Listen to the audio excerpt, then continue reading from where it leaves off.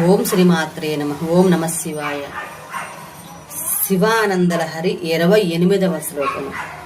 సారూప్యం తవ పూజనే శివ మహాదేవేతి సంకీర్తనే సామీప్యం శివ భక్తి తుర్యజనద సాంగత్య సంభాషణే సాలోక్యం చ చరాచరాత్మకతనుధ్యానే భవానీపతే సాయుజ్యం మమ సిద్ధమత్ర భవతి స్వామిన్ కృతాతోస్మ్యహం.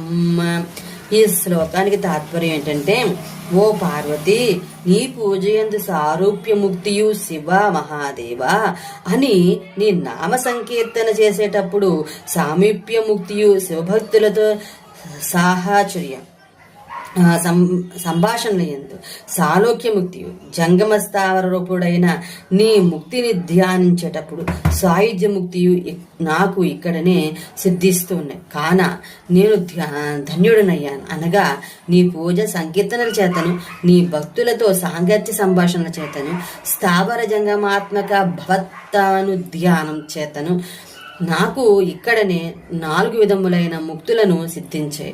నేను ధన్యుణ్ణయ్యాను.